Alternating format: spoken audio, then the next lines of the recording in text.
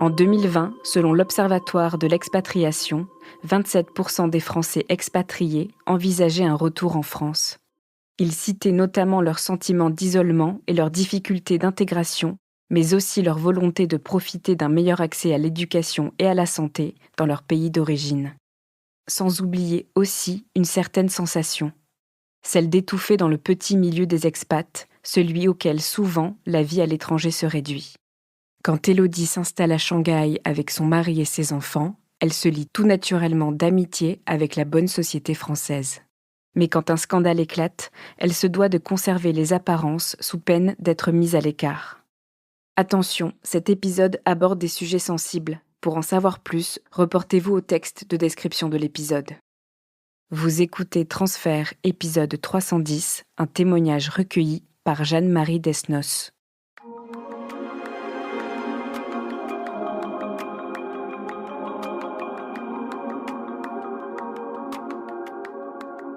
Je viens d'une famille, classe moyenne plus, une famille, je dirais plutôt tranquille, un petit peu catholique, proprette de province, qui représente la République. Donc c'est important ce qu'on représente dans la société, comment on contribue à la société, à la vie de la cité de manière générale, avec des grands-parents qui sont maires de chaque côté de la famille. C'est important de bien se tenir, en tout cas, voilà ce que les autres peuvent penser de nous. C'est important de bien agir, je dirais.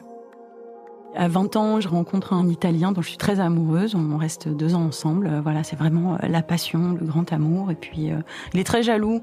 Je trouve pas ça très pratique d'être avec quelqu'un de très jaloux dans une relation très passionnée et en même temps d'être loin. Donc ça se finit, je dois avoir 22 ans. Et après, je cours un peu après les hommes. Mais voilà, j'ai jamais d'histoire vraiment sérieuse. Moi, j'aimerais bien qu'elles soient sérieuses, mais elles deviennent pas sérieuses. Je finis mes études, je trouve un boulot, je commence à travailler, j'ai des amis, je sors le week-end, enfin c'est la vie parisienne. Mes amis ont des amoureux ou sont en couple. Moi, je suis un peu l'électron libre. J'ai moins de 30 ans, je me dis oh là là, il serait temps de faire des enfants. Je suis plutôt en attente, voilà, de rencontrer quelqu'un avec qui construire ma vie. Avec Eric, on se rencontre à un cours de dessin. J'avais décidé voilà, de faire une activité le soir et donc c'est un bon petit groupe. On se retrouve après les cours et on va boire des pots dans un bar à côté de la salle de dessin. Et on s'entend bien, on rit beaucoup, il me plaît bien. Un jour, je reçois un message d'un numéro que je ne connais pas, signé donc d'un mec du cours de dessin que j'aime pas trop, qui est pas très sympa. Et donc je vois son texto qui me dit tu es pas venu au cours de la semaine dernière, tu m'as beaucoup manqué. Je réponds un truc assez un peu bateau en disant écoute, je reviens au cours de la semaine prochaine. Et là en fait il me renvoie un message en disant non mais c'est pas un tel, c'est Eric. Je trouve ça et bizarre et rigolo. Et donc, on se donne rendez-vous pour se voir un soir, donc dans un café. Et c'est notre premier date qui se finit par un baiser. Et c'est le début de notre histoire. On est tous les deux chacun dans nos studios. Donc, on se retrouve le soir ou le samedi pour aller à la laverie parce qu'on n'a pas de machine à laver. On rigole beaucoup, c'est quelqu'un d'assez drôle, donc je suis super contente d'avoir enfin un mec. Assez vite, on décide d'habiter ensemble, au bout de 2 mois. Et donc, il vient habiter dans mon studio. Je pousse un peu mes vêtements, je fais un peu de place pour lui. Et en fait, il rentre dans ma vie et chez moi, comme ça, très rapidement. Cette période-là, je voyage beaucoup en France, j'ai des déplacements. Et à chaque fois que je pars, il me dit qu'il est triste que je parte, alors que c'est juste un jour, je reviens demain ou après-demain. Ah oui, mais quand même, ça me fait quelque chose que tu partes. Bon, ok, moi je suis plutôt touchée. Quelqu'un, en fait, toujours, voilà, m'accorde autant d'importance. Et un jour, je rentre de la gare, après 2 jours de formation. Et en arrivant chez moi, j'ouvre la porte et je vois par terre des pétales de rose et des bougies comme un chemin, comme ça. Alors, j'ai pas un très grand appartement, donc j'arrive à voir le bout où il est assis avec une petite boîte à ses pieds. Et je me dis, oh là là, non, c'est pas ce que je crois. Et en même temps, waouh, c'est ce que je crois. Enfin, c'est très mélangé. Ça fait 3 mois qu'on est ensemble. Donc, je traverse le chemin de pétales de rose. Je prends cette petite boîte et je l'ouvre et je me dis, oh là là, non, j'espère que c'est pas ce que je pense. Et en même temps, clairement, on voit ce que c'est quand c'est une boîte de bijoux. Et donc, je l'ouvre. C'est un anneau avec des petits diamants. Et en même temps, je pense tout de suite à me dire, waouh, ça y est, il m'a offert une bague. Je vais le raconter à mes copines. Waouh, c'est sérieux. Et en même temps, waouh, c'est peut-être trop sérieux. Mais enfin bon, voilà. Donc, un petit brouillard. Je suis hyper mal à l'aise et je lui dis mais j'espère que c'est pas ce que je crois. Et là, il me dit non, c'est comme ça. Il est un peu déçu, mais il le montre pas trop parce que je suis quand même contente d'avoir un petit cadeau et puis cette petite création romantique avec ses pétales de rose, ses bougies. On est dans cette ambiance-là, donc ça, on passe le reste de la soirée, on se retrouve, ça reste romantique. J'ai pas le rêve de me marier. J'ai surtout envie d'être comme mes amies, c'est-à-dire en couple, celle à qui on fait des cadeaux, à qui on pense, qui part en vacances, qui est aimée. Et puis aussi assez vite, il parle d'enfants, alors que pour le coup, mes copines, généralement, leurs copains, ils se disent on a moins de 30 ans, c'est un peu trop tôt. Dans les premiers mois où on est ensemble, un jour, il me raconte qu'une fois, il a été arrêté par un vigile dans un supermarché qui l'avait surpris en train de prendre en photo des strings qui dépassent ou les culottes qui dépassent des pantalons de jeunes femmes qui se baissent dans le magasin pour attraper des produits dans les rayons du bas. Le vigile l'avait emmené dans la pièce de surveillance pour le confronter en lui disant que les caméras l'avaient filmé en train de prendre les jeunes femmes en photo. Donc, il était mineur à ce moment-là. Et donc, ils allaient prévenir sa mère. Et il avait eu de la chance, il s'était passé quelque chose. Le vigile avait été appelé sur un autre sujet. Et donc, il n'avait pas été inquiété. Ça me fait rire, en fait. C'est ça se fait pas quand même de faire des choses comme ça. Mais voilà, c'est plutôt quelque chose de rigolo, quoi. Ça doit faire 1 an et demi qu'on habite ensemble et un jour, il m'annonce qu'il a déposé sa candidature pour un boulot à Boston et que sa candidature a été retenue. Et moi, je suis à ce moment-là un peu empêtrée dans un boulot que j'aime pas trop. Je suis jeune. Puis les États-Unis, ça fait rêver. Donc, je me dis, ok, on y va. On se rend compte, en se renseignant un petit peu, que finalement, pour les visas, c'est plus compliqué qu'avant le 11 septembre. Les États-Unis ne reconnaissent pas le concubinage ou le Pacs, donc il faut se marier. On décide de se marier en 3 semaines, donc c'est très, très rapide. Et à ce moment-là, mon père, ça fait plusieurs semaines qu'il est assez fatigué. Il me dit de pas m'inquiéter, mais qu'il fait des analyses. Et puis, quelques jours avant le mariage, et bien, en fait, ma mère m'appelle, elle me dit que mon père est hospitalisé, et en fait, il tombe dans le coma, il fait une sorte d'AVC. C'est très bizarre, puisque je travaille, je vais voir mon père à l'hôpital, où il est intubé, comme on peut l'imaginer, avec une dialyse, des tuyaux dans tous les sens, les bip-bip dans la chambre de réa, et puis en même temps, je prépare mon mariage. Alors, c'est pas un grand mariage, c'est un mariage civil, mais il faut quand même faire 2-3 invitations, choisir un resto, choisir une robe. Et finalement, le jour où je me marie, mon père est toujours à l'hôpital. Donc c'est un peu comme dans un brouillard. Je me vois me marier, je me vois être contente, être le centre de la fête avec mes amis qui ont fait ça bien, qui m'ont préparé des petites surprises, le petit PowerPoint avec des photos moches. Mais en même temps, mon père n'est pas là. Et puis quelques jours après, en fait, on nous dit qu'il y a eu des dommages trop importants. Donc il décède à ce moment-là. Et juste après, donc, je pars à Boston. Je deviens orpheline de mon père, je deviens femme de, je suis mariée, j'ai une alliance, contrairement à mes copines d'ailleurs. Moi, je suis mariée, je pars sur un autre continent. Je suis assez contente de partir loin, d'aller vers de nouvelles aventures.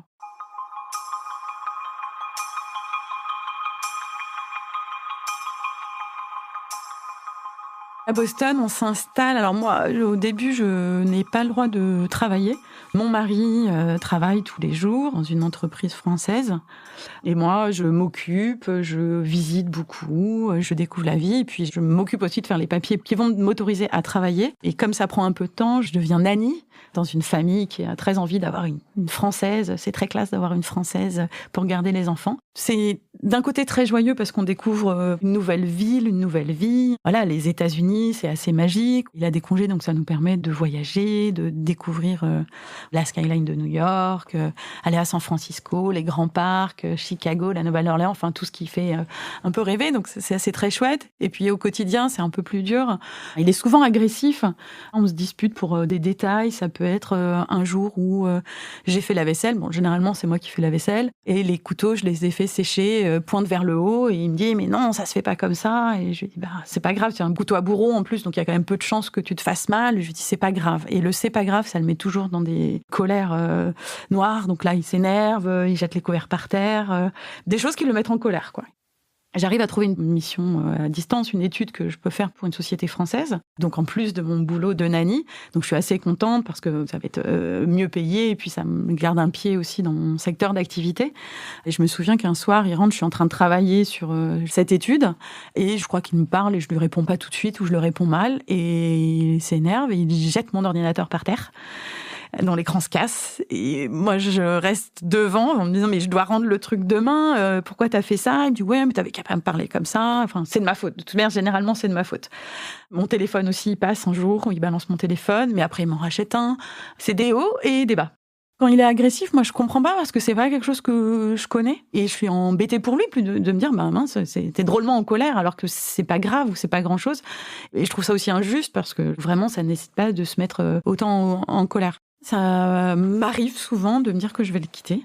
Et en même temps, très vite, je me dis, je suis aux États-Unis, j'ai pas envie de rentrer en France. Et puis quand ça va bien, ça va vraiment super bien. Et à chaque fois, je me trouve des raisons. Je me dis, non, la semaine prochaine, on a prévu telle sortie. Ou, tiens, j'ai de la famille qui vient me visiter. C'est dans 15 jours, je vais pas le quitter maintenant parce que sinon, qu'est-ce que je vais leur dire? Comment ça va s'organiser? Au bout de 2 ans, on décide de rentrer à Paris.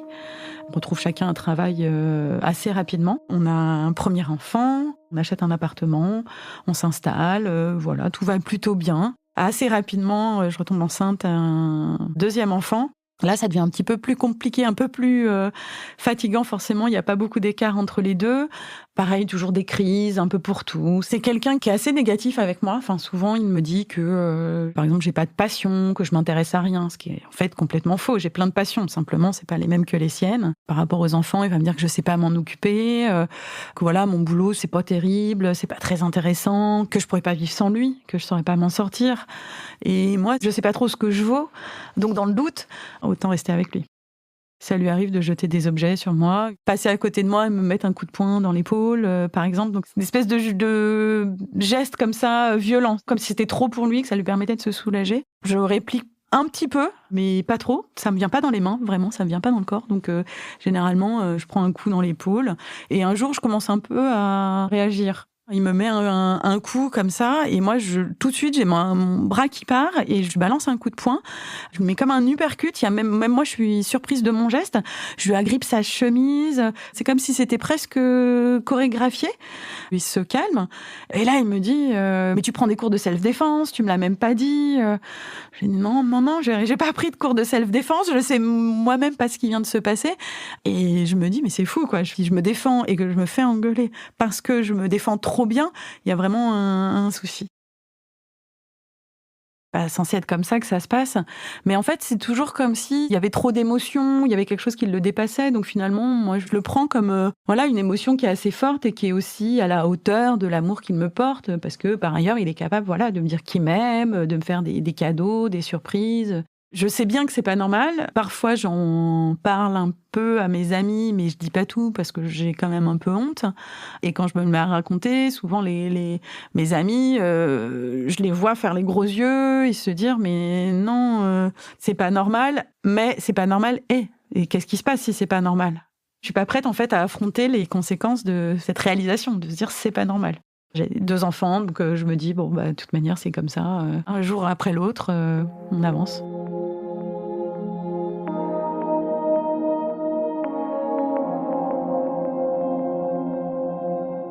Quand on est à Paris, un jour, je rentre à notre appartement et puis je tombe sur une petite pochette un peu en cuir, simili-cuir, et je l'ouvre et c'est une carte de police. Je me dis, mais qu'est-ce que c'est? On dirait un truc de costume. Et quand il rentre, je lui dis, j'ai trouvé ça. Il dit, oui, mais en fait, il faut que je te raconte. Voilà, c'est rien de grave, mais j'ai fait cette carte. Et puis, ça m'est arrivé, là, de suivre des femmes qui sortaient du métro avec cette carte. Et bon, là, par exemple, il y en a une. Je l'ai suivie jusqu'à chez elle. Je suis rentrée avec elle dans l'immeuble. Je lui ai sorti la carte de police. Et elle a vu que c'était faux. Ou peut-être que je devais pas avoir l'air assez assurée. Donc, elle m'a envoyé paître. Et voilà, je suis partie, je suis rentrée.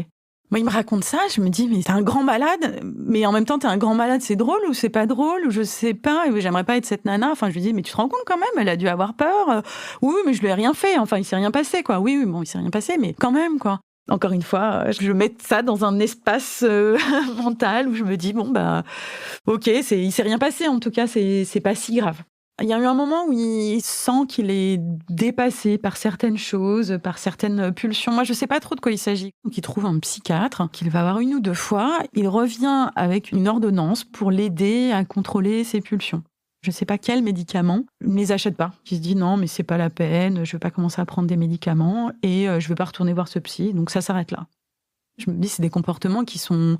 Enfin, juste, c'est pas cool, quoi. Mais je me dis pas que c'est répréhensible ou, voilà, c'est pas très grave, il n'y a pas de conséquences. Je me dis, bon, bah, ok. Pour moi, c'est comme s'il me disait, j'ai décidé de pas faire de psychanalyse. Bon, bah, ok, c'est ton choix et c'est peut-être pas le moment pour toi et puis on passe à autre chose. On est rentré 4 ans à Paris, et puis un jour, il me dit, voilà, ça serait bien qu'on reparte à l'étranger, donc est-ce que ça te dit de partir en Asie ? Donc moi, je me dis, bon, c'est vrai que c'était sympa l'expatriation aux États-Unis, on n'avait pas encore d'enfants, là on a 2 jeunes enfants, le boulot que j'ai, me passionne pas, donc je me dis, bah pourquoi pas, allons-y. Donc on décide de partir à Shanghai. On est parti une fois qu'il avait un travail, donc moi je suis chargée de nous installer, de trouver un appartement, de trouver une nounou pour les enfants, et puis ensuite de trouver un travail pour moi. La vie est assez chouette, on se fait des amis, il y a une grosse communauté de Français, on voyage beaucoup, on prend l'avion assez rapidement, on va en Thaïlande, au Vietnam, à Bali, tout ça, ça peut être fait même parfois pour le week-end, avoir des hôtels assez sympas, donc c'est toujours très facile, un peu luxueux, même si nous on n'a pas de contrat d'expatrié, donc on fait quand même attention, il faut payer la scolarité des enfants, donc voilà, il y a un certain nombre quand même de coûts, on n'est pas des expatriés multimillionnaires, clairement, on a une belle vie, une vie assez facile, on va dans des très bons restaurants, des restaurants étoilés. C'est une vie très agréable.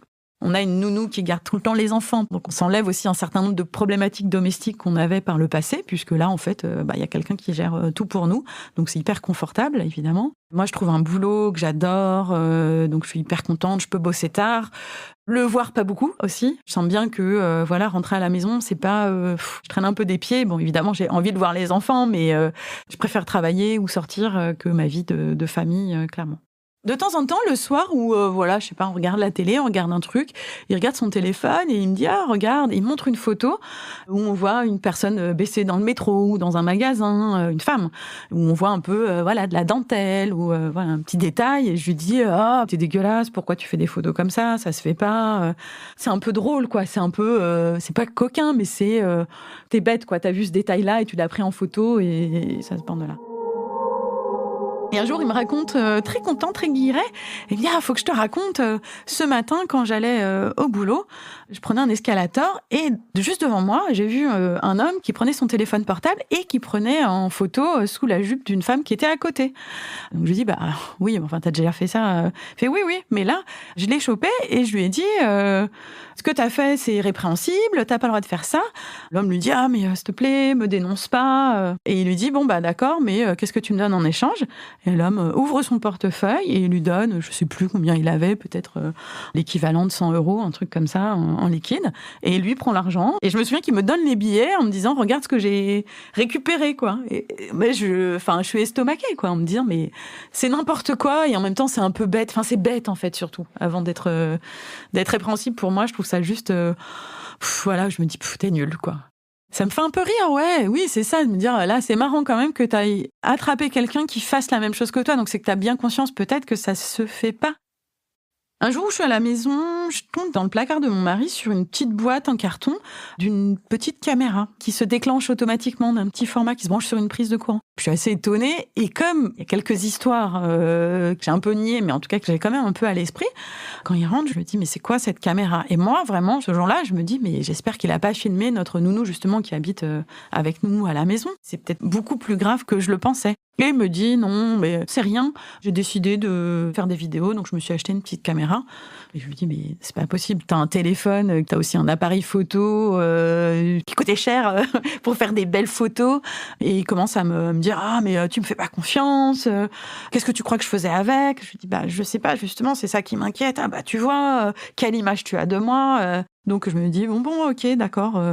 Je vais te croire. J'ai pas le choix. Enfin, j'ai pas le choix. Si, j'ai le choix. Mais en tout cas, soit je te crois pas, et donc qu'est-ce qui se passe ? Ou soit je te crois, et puis la vie continue. Ça devient quand même un peu plus tendu encore quand je change de travail et que je prends un nouveau boulot qui est beaucoup moins payé que celui auparavant.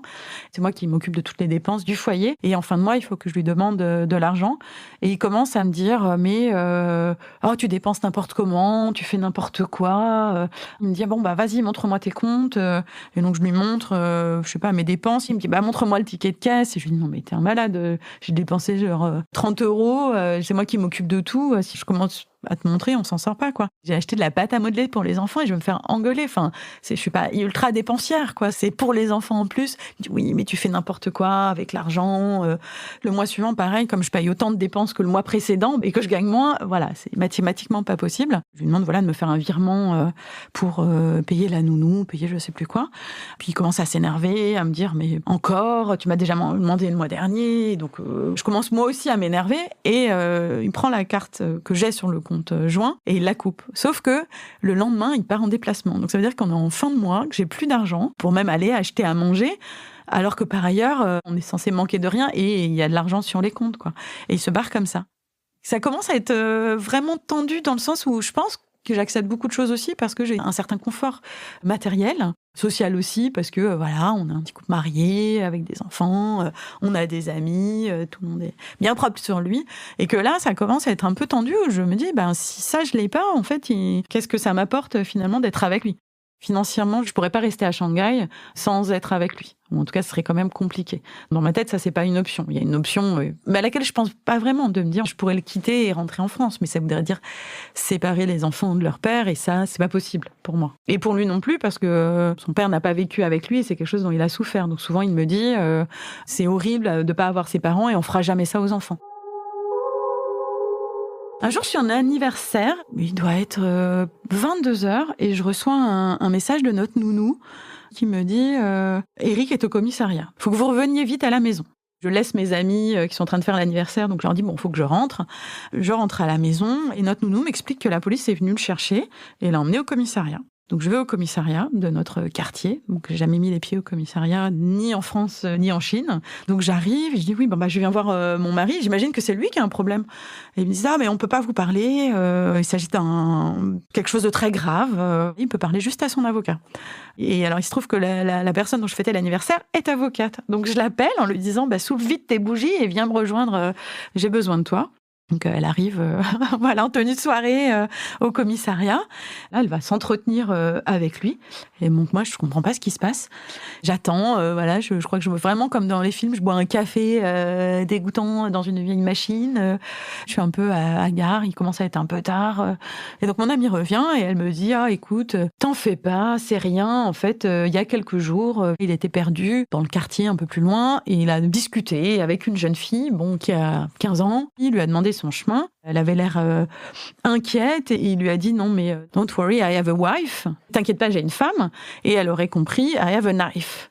Et donc après elle est rentrée chez elle et elle a dit à ses parents oh là là, il y avait un homme qui m'a dit de le suivre, qu'il avait un couteau et que voilà, certainement il allait me faire du mal. Elle a été portée plainte, donc la police a mené son enquête, a retrouvé son image sur la caméra de surveillance, l'a pisté pendant quelques jours et elle est venue le chercher chez vous. Mais c'est n'importe quoi, il y a vraiment rien de grave, ça doit être un quiproquo, donc ne t'inquiète pas. Mais pour autant, dans le système local, il s'agit d'un crime, de menacer quelqu'un, de dire à quelqu'un potentiellement qu'on va lui faire du mal, qu'on ait vraiment une arme ou pas, il s'agit d'un crime. Et elle me dit aussi...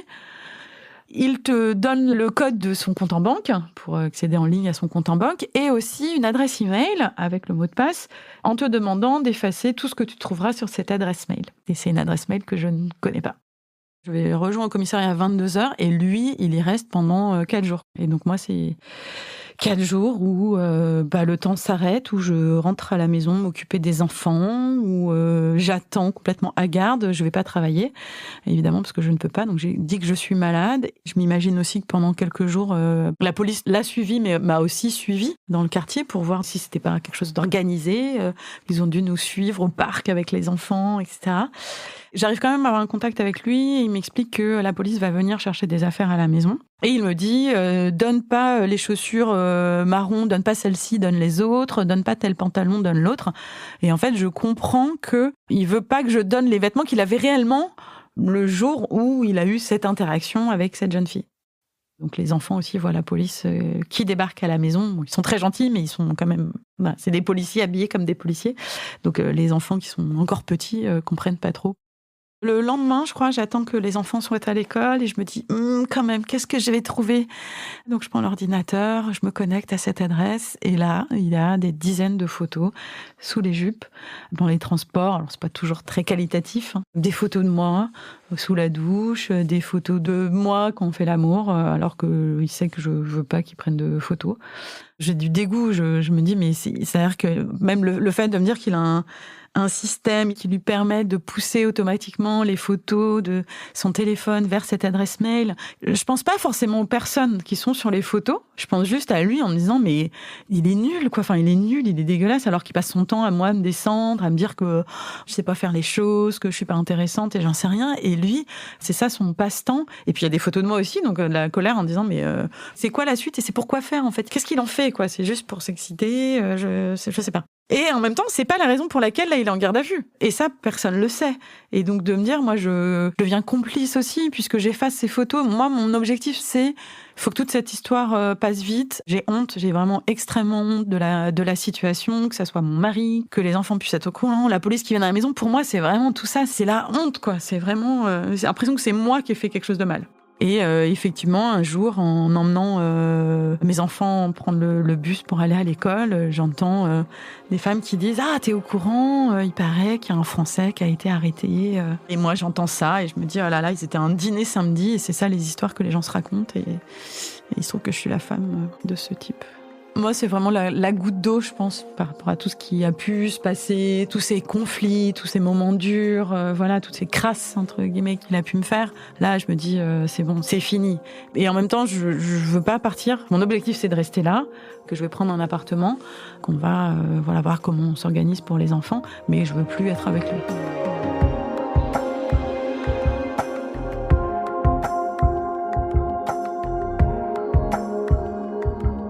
Il sort de garde à vue et là, il me dit... Alors, il fait surtout référence aux photos que j'ai effacées.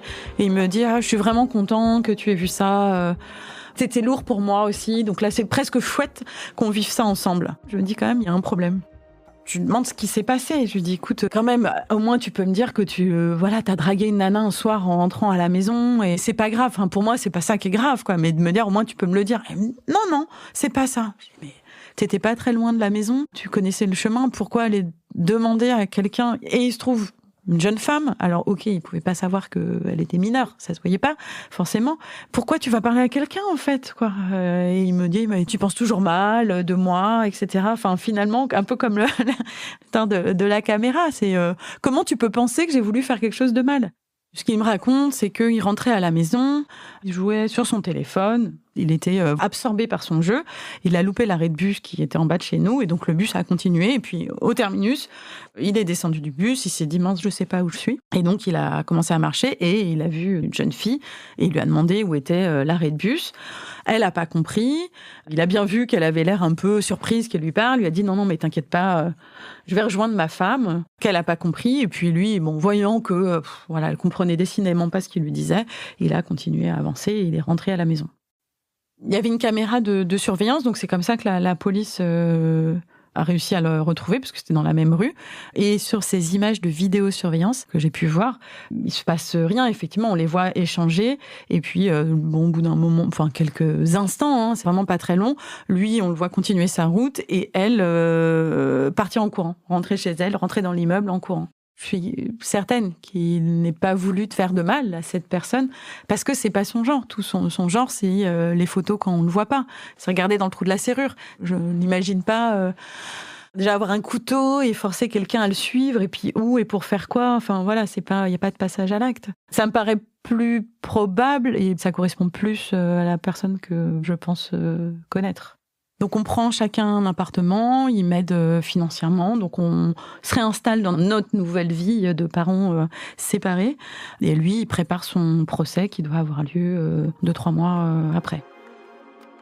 Le jour du procès arrive, je me prépare pour y aller et il me dit non, tu ne viens pas. Je veux pas te voir dans la salle d'audience puisque tu ne me crois pas. J'ai pas besoin d'avoir des gens comme ça, j'ai besoin d'avoir des gens qui me soutiennent. Il sort de là, il est plutôt confiant. Le juge lui dit quand même qu'il risque jusqu'à 2 ans de prison ferme. Se passe 2 mois. Moi, j'ai pris un nouveau boulot. Ça se passe très, très bien.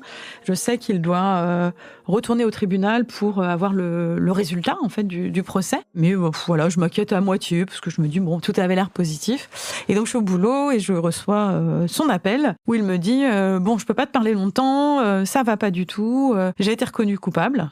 Donc là, j'attends la deuxième partie pour savoir quelle est la sentence. Donc c'est coupable, non coupable. Et ensuite, à partir de là, il y a encore une délibération pour savoir quelle est la peine infligée à la personne. Donc là, il me dit, je pars au dépôt.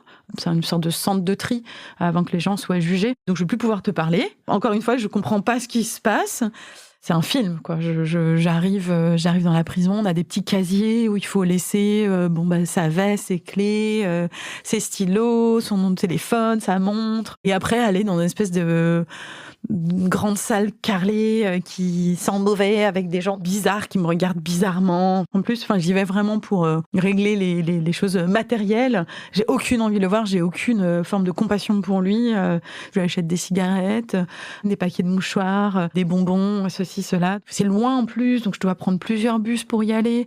Voilà, je vais le voir et je reprends le bus et je me dis, mais qu'est-ce que je fais là ? C'est irréel en fait d'être là.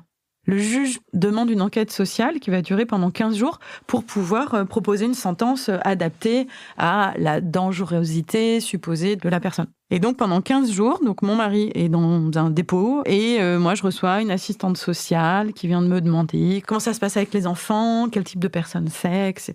Donc, moi, je dis que voilà, on a décidé de se séparer, mais c'est pas du tout lié à ça, que sinon, par ailleurs, c'est quelqu'un de super. Je dois rassembler, en fait, un maximum de témoignages positifs sur lui, sur sa bonne moralité. Donc, je vais voir ses collègues, je vais voir le prêtre de la paroisse, puisqu'on a fait baptiser notre fils, donc je me dis, tiens, ça peut être pas mal d'avoir quelque chose du prêtre. Donc, je fais le tour des popotes pour avoir des lettres manuscrites. Comme un robot, j'ai ma liste de choses à faire dans la journée, contacter, relancer les gens, m'assurer que j'ai bien les informations. Parfois, un peu les guider parce que les gens me disent, je veux bien écrire quelque chose, mais je sais pas quoi écrire. Donc, leur tenir le stylo pour que, voilà, ils écrivent à quel point c'est quelqu'un de formidable et qu'ils ont des super rapports et que vraiment, c'est impossible qu'il ait fait quelque chose de mal. Et de l'autre côté, je le déteste de devoir me retrouver là, à devoir aller chercher des trucs positifs sur lui. C'est pas que je mens, mais quelque part, tout le monde me regarde en me disant, ma pauvre, il lui arrive ça. Et je me dis, oui, mais je vois aussi tout l'envers du décor que les gens connaissent pas, où je me dis, non, c'est pas quelqu'un de super.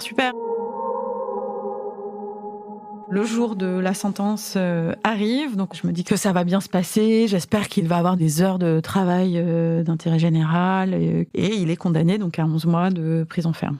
Et donc là, c'est de la prison ferme. Enfin, je veux dire, je connais personne qui ait fait de la prison ferme. En fait, j'essaye vraiment de chercher des solutions. J'appelle des associations, j'appelle Amnesty International et je comprends qu'en fait, c'est pas parce qu'on est à l'étranger qu'on...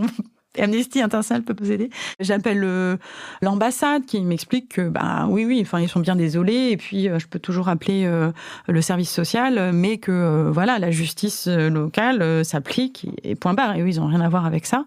J'essaye de négocier avec son employeur aussi, qui eux veulent rien avoir à faire, enfin en tout cas veulent pas être mêlés parce que il s'agit comme une affaire criminelle, donc dans le doute, ils veulent pas être associés avec ce salarié.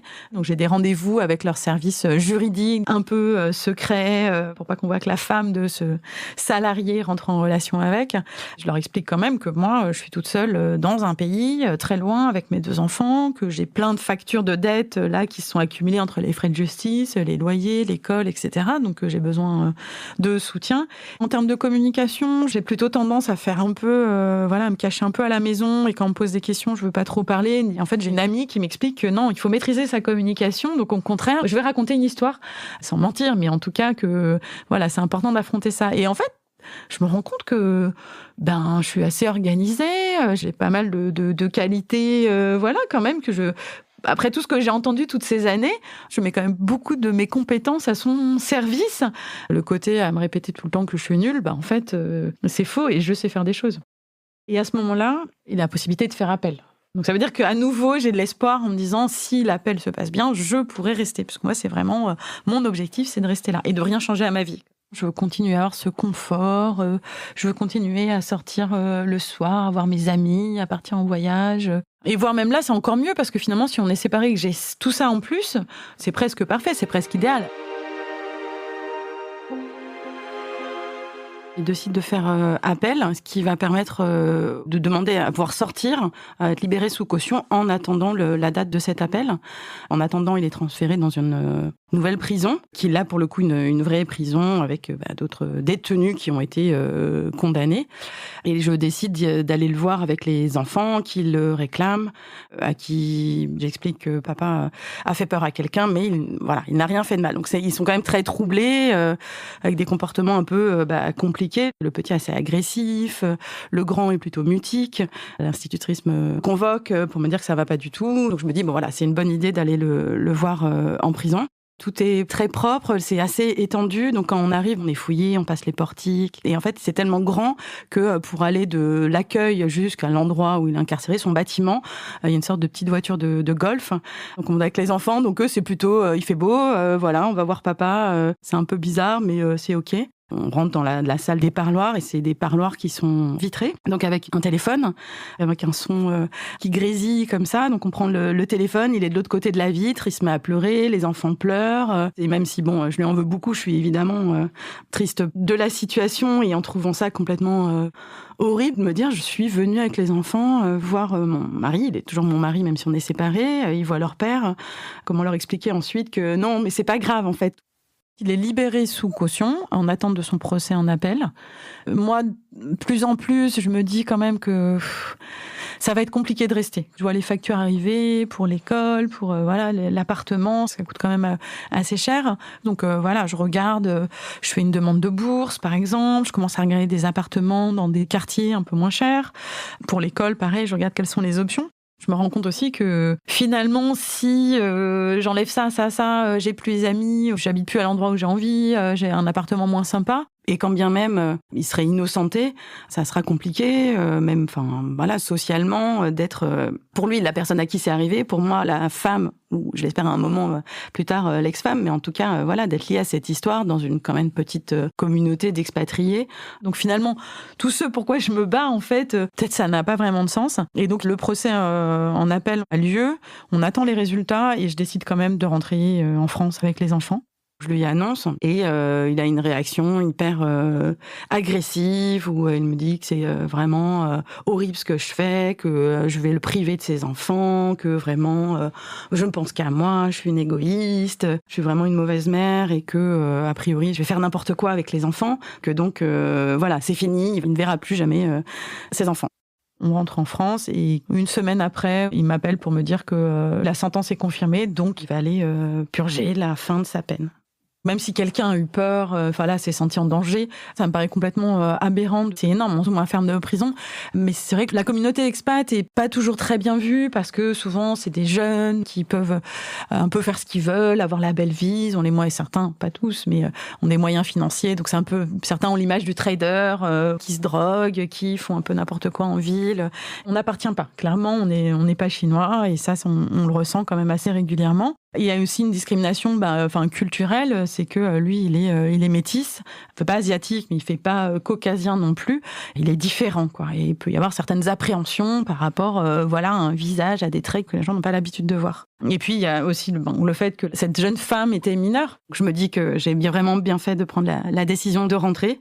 Et après ça, les communications deviennent beaucoup plus difficiles puisque c'est un appel par semaine via l'ambassade qui ensuite transfère l'appel sur la prison, mais avec le décalage horaire, c'est pas simple. Avec le rythme des enfants, c'est pas simple non plus. Donc les enfants n'auront pas de contact ensuite pendant plusieurs mois avec lui.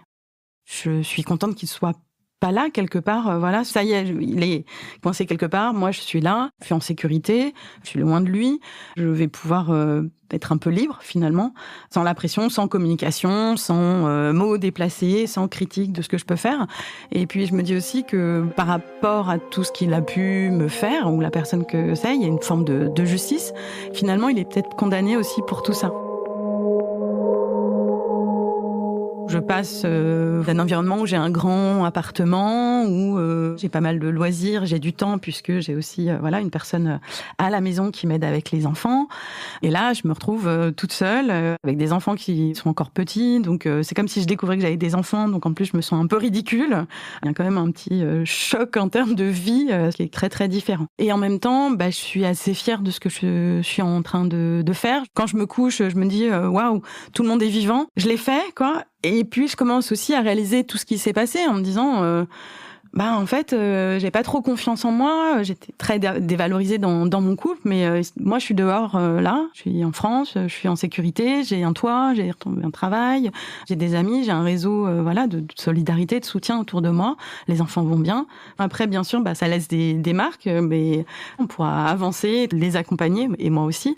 Voilà, de me dire waouh, tout ce que j'ai fait, les personnes que j'ai contactées, les solutions que j'ai essayé de trouver, et puis aussi d'avoir pris la décision, donc finalement de lui avoir tenu tête, même si c'était facilité parce que il ne pouvait pas vraiment faire grand-chose contre mes décisions, mais voilà, d'avoir dû décider, de prendre vraiment la responsabilité des choses, de réaliser encore plus que je fais les choses bien et que je suis quelqu'un de solide et que finalement tout ce que j'entendais, là on voit bien que la vie lui donne tort et me pousse plutôt à développer aussi cette croyance que je suis une bonne personne. Au bout de 8 mois, je reçois un appel où il me dit « ça y est, j'ai une date, je vais rentrer en France ». Bon, ok, ça devait arriver. Ça m'angoisse beaucoup. Et en même temps, je suis aussi contente pour les enfants qu'ils puissent voir leur père. Même si ça crée du stress, parce que bien sûr, son retour veut dire aussi des interactions avec lui, où reprennent des critiques sur la façon dont je peux m'occuper des enfants, comment j'organise les choses. C'est toujours très tendu, un peu insultant envers moi. Il faut que je comprenne que c'est difficile pour lui de reprendre pied en France, de retrouver un travail, etc.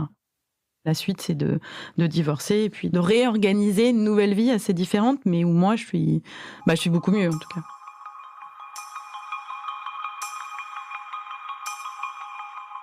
Aujourd'hui, on est liés par les enfants. On essaye d'être des bons coparents. Je fais très attention, évidemment, avec les enfants, de voir comment ça se passe pour eux, d'être très vigilante. Au début, j'avais un peu peur de lui laisser les enfants. Et en même temps, c'est là où il y a la justice ou des tiers, comme on dit, des tiers séparateurs. C'est que j'ai pas de raison de pas lui laisser. Je ne pourrais pas le priver de ses enfants. Je peux pas aller voir un juge en disant, je pense que, oui, ok, madame, vous pensez que, il est comme ci ou comme ça. En fait, ouais, mais ça change rien. J'ai été chercher du soutien quand même assez rapidement. Quand j'étais à Shanghai, j'ai vu une première psychologue qui, en lui décrivant comment il était, etc., m'a parlé de perversion narcissique. Alors, c'était avant qu'on en parle beaucoup. C'était important, je pense, pour moi d'entendre que j'étais victime. Il me manipulait, ce qu'on appelle le gaslighting, c'est-à-dire m'embrouiller le cerveau en permanence, où je me demandais si j'avais tort, si j'avais raison. Et moi de me dire, il doit avoir raison, et puis je suis nulle, quoi.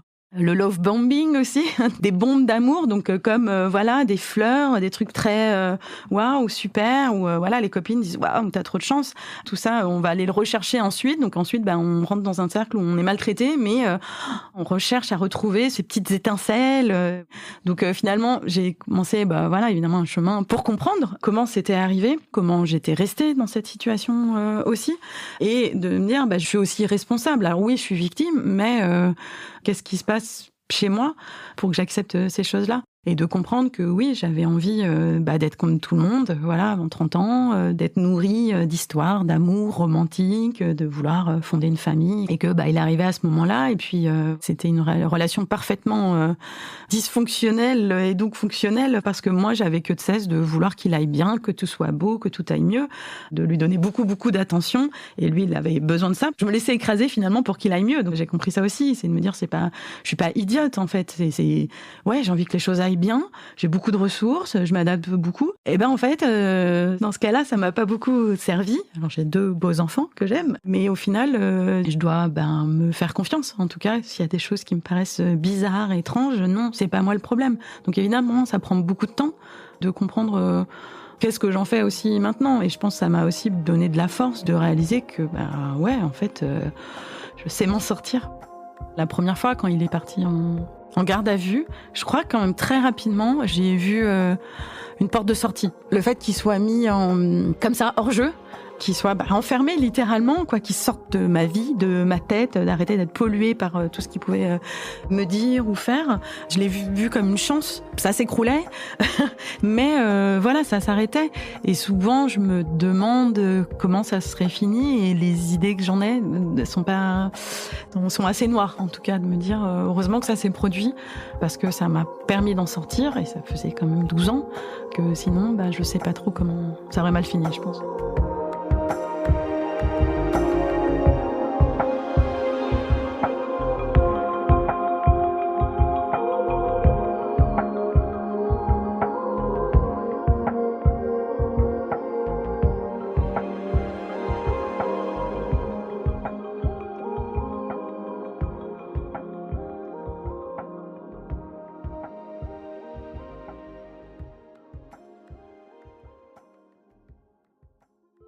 Vous venez d'écouter Transfert, épisode 310, un témoignage recueilli par Jeanne-Marie Desnos. Cet épisode a été produit par Slate Podcast.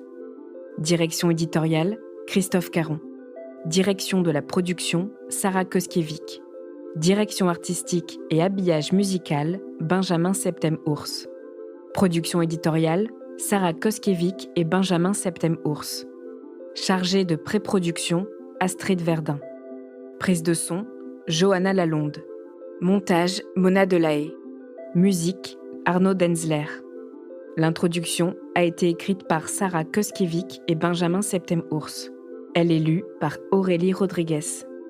Retrouvez Transfert tous les jeudis sur slate.fr et sur votre application d'écoute préférée.